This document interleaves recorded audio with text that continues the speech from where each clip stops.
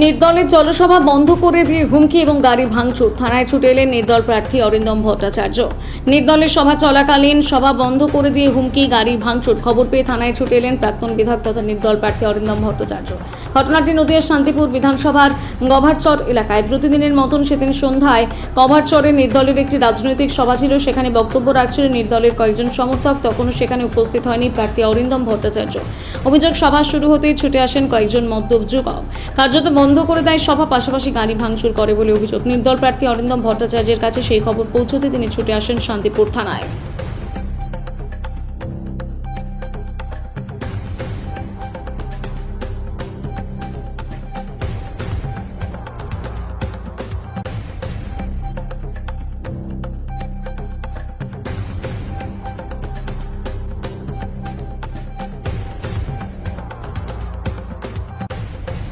অভিযোগ, বিষয়টা এতটাই ভয়ঙ্কর। গবাচ্চরে যেখানে আমাদের একটা সভা আছে, তার পাশেই তৃণমূলের একটি সভা রেখেছে, পারমিশন নেওয়া সভা। সেইখানে বক্তব্য রাখছিল। সেইখানে গিয়ে কিছু মদ্যপ মাতাল, তাদেরকে লেলিয়ে দেওয়া হয়েছে, দুটো পার্টি একসাথে, কারণ নামগুলো সব এসছে আমাদের কাছে, কারা কারা করেছে এই কাণ্ড। এবং একটা গাড়ি ভেঙেছে আমাদের। এইবার দেখুন, এই নিয়ে আন্দোলন করলে তারপরে প্রশাসন বলবে যে আমাদের উপরে এরকম ধরনের একটা অ্যালিগেশন লাগাচ্ছে। আমি থানায় এলাম, এক্ষুনি ওনাকে বললাম, উনি বললেন আমার পুলিশ ওখানে গেছে, 3 জন কনস্টেবল আছে আর একটা সাব ইন্সপেক্টর সিভিল ড্রেসে। ওইখানে ঘিরে রেখেছে সব পতাকা খুলে নিয়ে তারপরে বেরিয়ে আসতে হলো আমাদের পতাকা। পারমিশন নেওয়া সভা, ইলেকশন কমিশন যদি এত সক্রিয় থাকে, প্রশাসন যদি নির্বাচন কমিশনের কথা শুনেই কাজ করে থাকে, তাহলে তো একটা সভা এনশিওর তো কমসে কম করবে যে একটা প্রাক্তন বিধায়ক শান্তিপুরের, তার ওইখানে সভা, সে ইন্ডিপেন্ডেন্ট ক্যান্ডিডেট, 2 শাসক মিলে সেই সভা, সেই কথাও বলতে দেবে না মানুষের কাছে।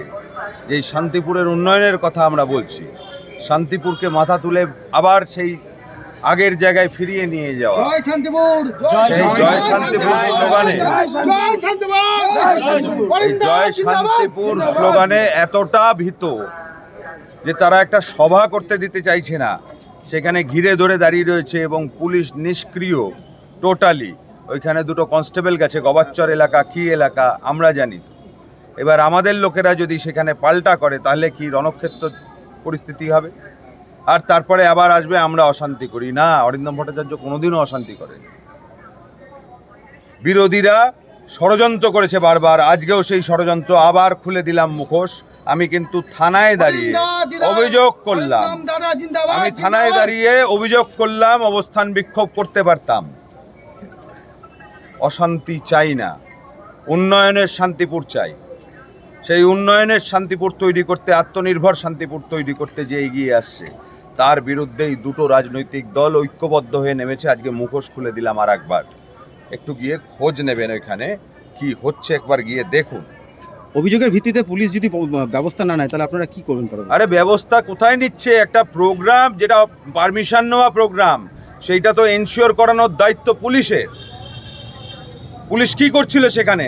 যে একটা গাড়ি ভেঙে দিল, বলছেন অভিযোগ করুন। আরে প্রোগ্রামটার কি হবে? সাধারণ মানুষগুলো সেই কথাগুলো শুনতে পারলো না তো। নির্বাচনের ভেতরে এই মঞ্চ খাটিয়ে বক্তব্য রাখা, তার মানেটা কি হয়?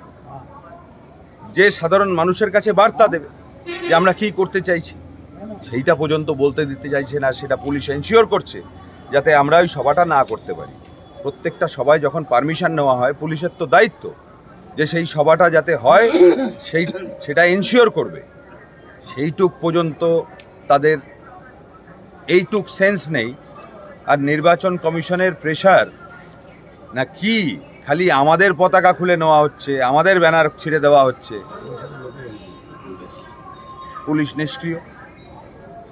আমি অশান্তি চাই না। আবার আজকে প্রমাণ করলাম যে আমরা কোনোদিনও অশান্তি করিনি। এই নিয়ে ঝামেলা তৈরি হতে পারত, অবরোধ হতে পারত, বিক্ষোভ হতে পারত। আমি চাইছি এখানে সুষ্ঠুভাবে নির্বাচনটা হোক। এবং প্রশাসনকে একটা বার্তা দিচ্ছি যে আপনারা কিন্তু সাধারণ মানুষকে বাধ্য করছেন এরপরে প্রতিবাদ করতে। কারণ মানুষ কোথাও চাইছে, এই যে ভিড় দেখছেন এটা সাধারণ মানুষের ভিড়, কোনো নেতা মন্ত্রী না, এরা সাধারণ শান্তিপুরের খেটে খাওয়া মানুষ।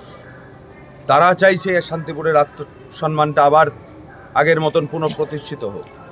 তারা চাইছে শান্তিপুর আত্মনির্ভর হোক, নিজের পায়ে নিজে দাঁড়াক। এবং তাদের বিরুদ্ধেই ষড়যন্ত্র, এটা শান্তিপুরের মানুষের বিরুদ্ধে ষড়যন্ত্র। প্রশাসনকে এক্ষুনি এর জবাবদিহি করা উচিত। গাড়িটা ভাঙা রয়েছে, দেখুন যারা ওইখানে আমার আগে গেছিল এবং বলছে আমি গেলে নাকি মার্ডার করবে, তাতে আমার কোনো অসুবিধার ব্যাপার নেই। টিএমসি বিজেপি এক হয়ে মারছে এইখানে, সবাই প্রত্যক্ষদর্শী দেখে এসছে। আপনাকে মার্ডার করার হুমকি দিয়েছে? একদম বলছে তো খুন করে দেবে, খুন করে দেবে। ওখানে দাঁড়িয়ে বলছে, সেইখানে 3টে কনস্টেবল গিয়ে দাঁড়িয়ে রয়েছে, বুঝতে পারছেন? কোনো ফোর্স নেই, কিচ্ছু নেই। তারা একটা সভা এনশিওর করতে পারে না। তাহলে প্রশ্নটা উঠছে, আপনাদের যেখানে নিরাপত্তা নেই, তাহলে সাধারণ মানুষের নিরাপত্তা নেই কি বলবেন? সাধারণ মানুষ তো ভুগছে। সাধারণ মানুষ কোথায় নিরাপত্তা? আজকে 33টা মন্দিরে চুরি হয়ে গেল শান্তিপুরে একের পর এক। নিরাপত্তা কোথায় আছে? মানুষ তো ছাড়ুন, এখানে তো দেবতাও সুরক্ষিত নেই এই প্রশাসনের আন্ডারে। লজ্জা করে না এদের? আবার বলবে আমরা অশান্তি করি। সব দায় আমাদের ঘাড়ের উপরে চাপিয়ে দেওয়া। আমাদের লোকেরা মার খাচ্ছে, আমাদের গাড়ি ভেঙে দিল, আমরা সেই প্রতিবাদ করছি এখানে দাঁড়িয়ে। আজকে এক্ষুনি রাস্তায় বসে এক্ষুনি আপনারা দেখেছেন, এর আগেও এই কাণ্ড করেছি। কিন্তু কেন এত সাধারণ গরিব মানুষকে এইভাবে হয়রানির মধ্যে ফেলা, তাদের উপরে এই অত্যাচার কেন?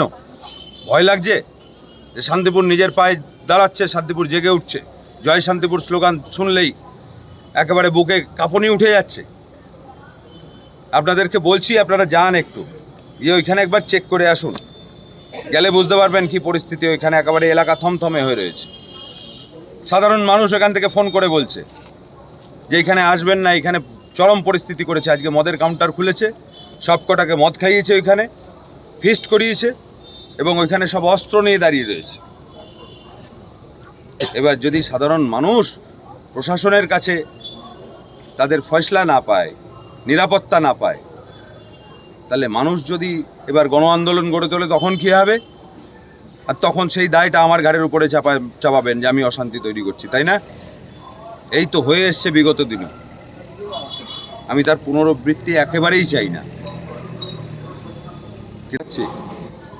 অস্ত্র নিয়ে ঘুরে বেড়াচ্ছে,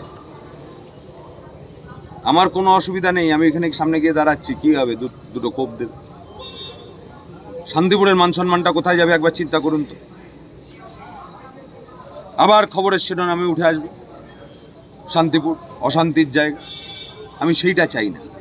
আমি শান্তিপুরবাসীকে একটাই কথা বলব যে আপনারা ঐক্যবদ্ধ হয়ে শান্তি শৃঙ্খলা একেবারে পুরোপুরি মেনটেন করে এই নির্বাচনে শান্তিপুরকে আত্মনির্ভর করার জন্য ভোটটা দেবেন কলতলা নৌকা। এছাড়া কোনো বিকল্প নেই, নাহলে এই চলতে থাকবে। প্রশাসন নিষ্ক্রিয়, আমাদের কথাই শুনছে না, আমাদেরকে আক্রমণ করার জন্য এখানে ঠেলে দিচ্ছে, নিজেরা ইচ্ছা করে করাচ্ছে। এরা সব জানে। এটা পারমিশন নেওয়া প্রোগ্রাম, সেটা জানবে না প্রশাসন? সেই পারমিশন নেওয়া প্রোগ্রামের সুরক্ষা ইনশিওর করতে পারে না? ওরা ইচ্ছা করে চুপ করে বসে রয়েছে যে এখানে একটা অশান্তি হোক, আর খবরের শিরোনামে আবার শান্তিপুর চলে আসুক অশান্তির, ব্যাস কার্যসিদ্ধি হয়ে গেল। তো সেই ট্র্যাপে আর পা দিলাম না, বুঝলেন তো? জনগণ জাগছে এবং জনগণ জাগবে। আমি তো বারবার চোখে আঙুল দিয়ে দেখাচ্ছি অশান্তি আমরা কোনোদিনও করিনি।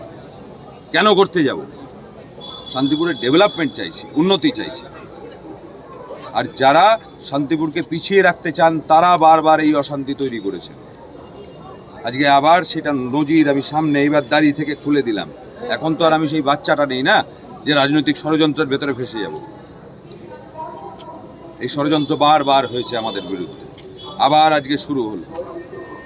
এই যাচ্ছি এখন গোড়ালিয়ার সবার থেকে সেই কথা বলবো। স্নান খাওয়া দাওয়া হয়নি সকাল থেকে, এই এদের বেয়াদবতা আমি দেখে যাচ্ছি। আর প্রশাসন বসে রয়েছে এইখানে আরামসে, ফার্স্ট ক্লাস ঠান্ডা ঘরে বসে আরাম করছেন। ক্রিমিনালরা তাদের দৌরাত্ম্য আবার শুরু করে দিয়েছে। আজকে মদের কাউন্টার খুলেছে, ব্যাস শুরু। আমি তো জানতাম আজকে এই জিনিস হবে।